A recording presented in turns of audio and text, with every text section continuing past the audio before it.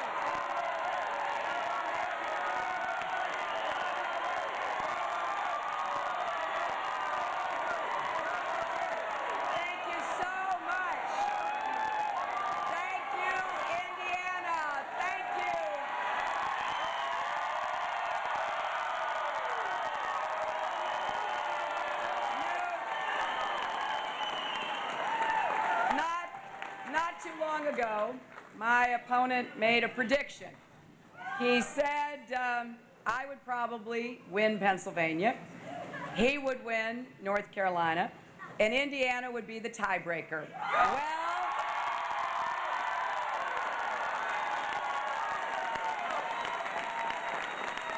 tonight, we've come from behind, we've broken the tie, and thanks to you, it's full speed on to the White House.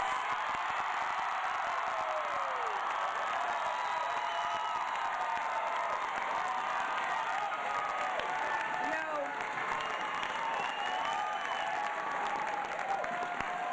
this has been an extraordinary experience, traveling across Indiana, having an opportunity to meet so many of you. And for everyone who holds your breath at the gas pump, afraid to see how much it costs today, and for everyone working day and night because you want the world for your kids, for every young person with big dreams who deserves a world of opportunity, and for all those who aren't in the headlines but have always written America's story, tonight is your victory right here.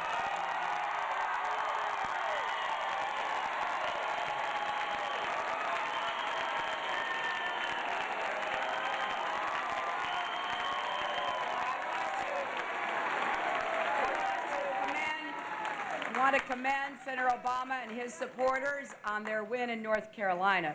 You know, we are, in many ways, on the same journey.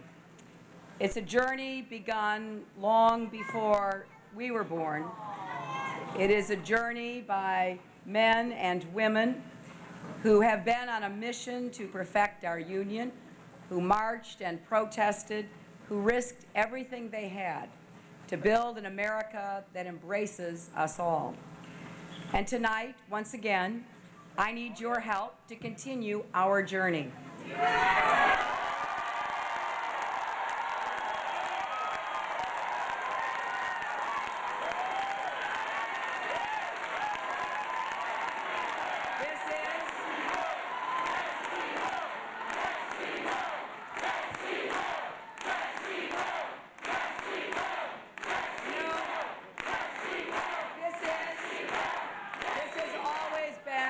Your campaign, and this is your victory, because your support has meant the difference between winning and losing. And we can only keep winning if we're able to keep competing against an opponent who does outspend us massively. So I hope you will go to HillaryClinton.com and support our campaign.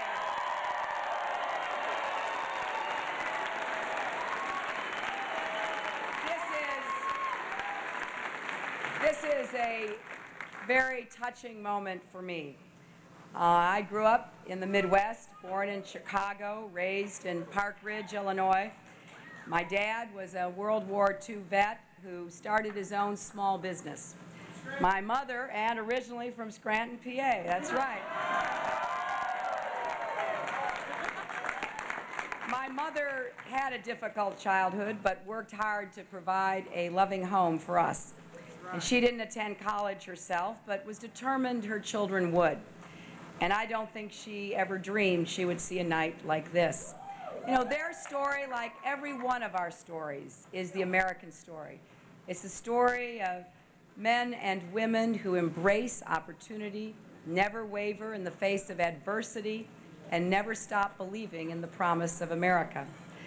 And yet today, I have met so many people here in Indiana and across America who feel invisible.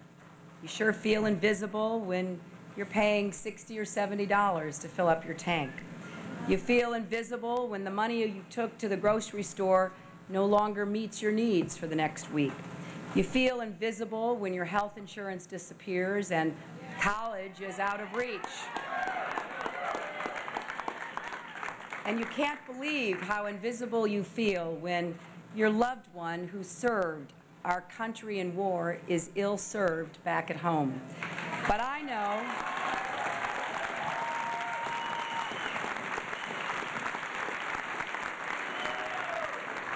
these stories, and I see you and I hear you. And I know how hard you're working for yourselves and working for your families. And I will never stop fighting for you so that you can have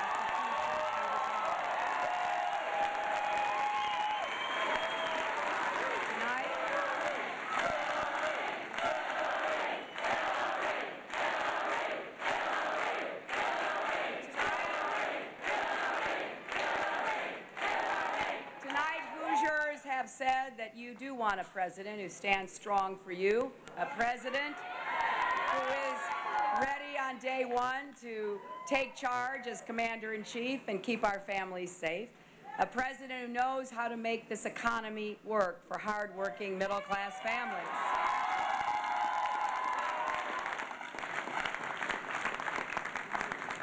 And there are lots of ideas about how best to do that, because we need all of the good common sense that Americans have to offer. And I know that we've got an important debate going on right now about how we're going to help families deal with these gas prices. They have gone up so fast, so out of sight in the minds of the people that I talk with. And I think it's time that we really had a concerted strategy. You've heard me say this, and I'll say it again. I think it's time to give Americans a break this summer and to make the oil companies pay the gas tax out of their record profits. I say it's time to cover every single American with health insurance.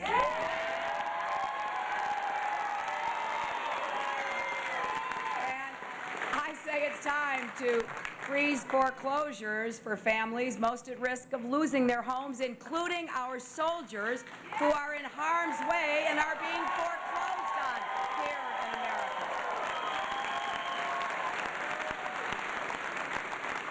Fundamentally, I believe that Americans need a champion in their corner. That for too long we've had a president who has stood up and spoke out for the wealthy and the well-connected.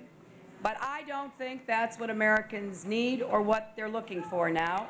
And I think standing up for working people is about the American dream and the Democratic Party.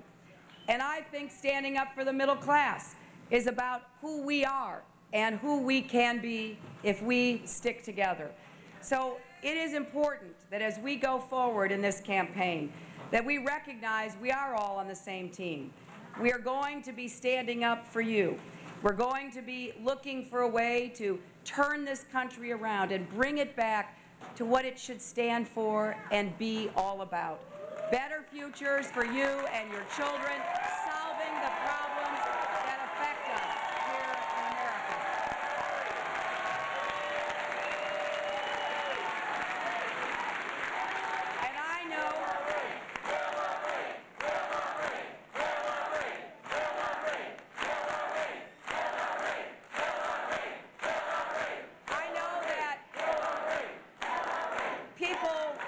people are watching this race, and they're wondering, I win, he wins, I win, he wins. It's so close, and I think that says a lot about how excited and passionate our supporters are and how intent so many Americans are to really taking their country back. But I can assure you, as I have said on many occasions, that no matter what happens, I will work for the nominee of the Democratic Party because we must win in November.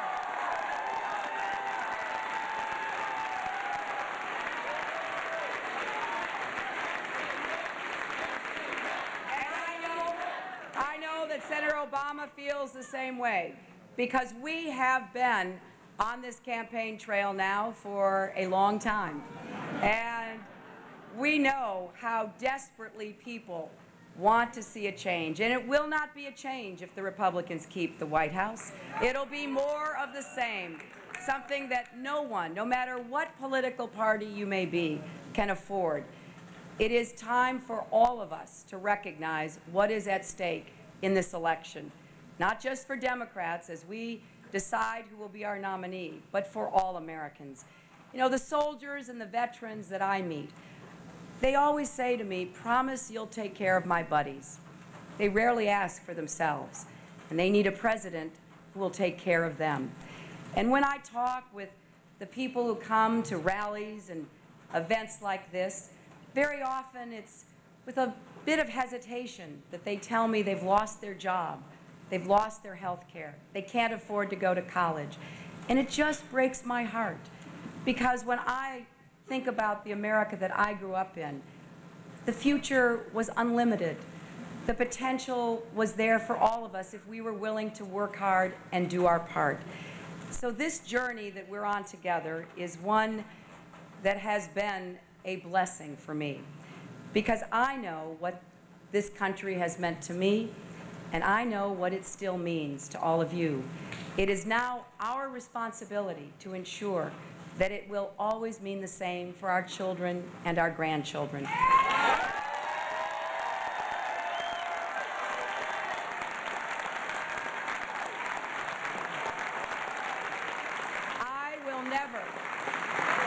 I will never give up on you and on your families and on your dreams and on your future.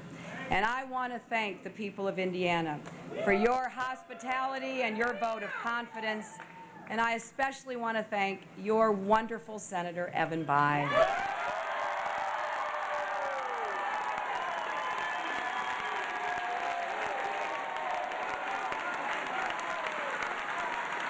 Evan is an outstanding leader for this state and for America. He's been your governor, he's now your senator, he's someone whom I look to for advice and counsel. He's worked tirelessly on this campaign, and I am so grateful to him and his wonderful wife, Susan. I also want to thank the people of North Carolina, who were so hospitable and gracious to us.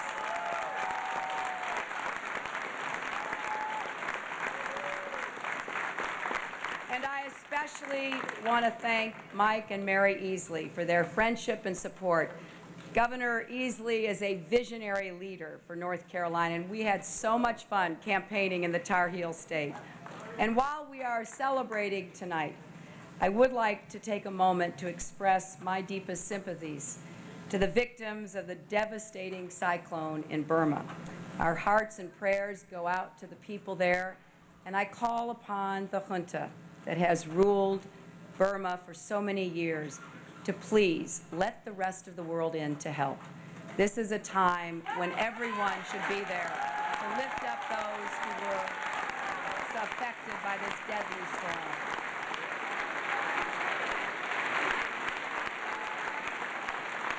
And I want to thank all of my friends who have worked so hard.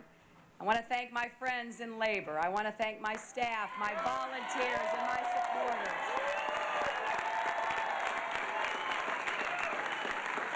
And I especially want to thank my family for their incredible love and support. Bill and Chelsea and my brothers.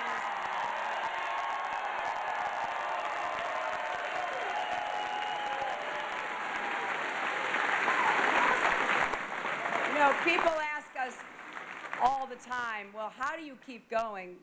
We love getting out and meeting people. We love having a chance to be with all of you. And didn't Chelsea do a great job?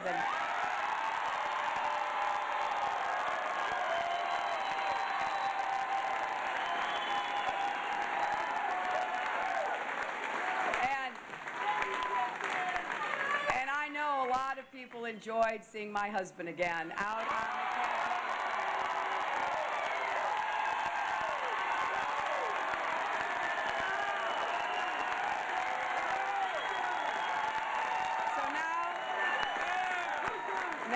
On to West Virginia, Kentucky, Oregon, and the other states where people are eager to have their voices heard. For too long, we've let places like West Virginia and Kentucky slip out of the Democratic column. Well, it's time for that to change. And these next primaries are another test. I'm going to work my heart out in West Virginia and Kentucky this month, and I intend to win them in November in the general election.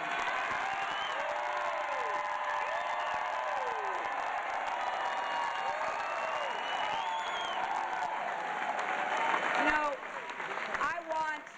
I want the people in these upcoming states to know we're going to work hard to reach out to all of you, because we want you to know that the Democratic Party is your party, and a Democratic president will be good for you. So please, come join us in our campaign. And I am running to be the president of all of America, north, south, east, and west, and everywhere in between. That's why it is so important that we count the votes of Florida and Michigan.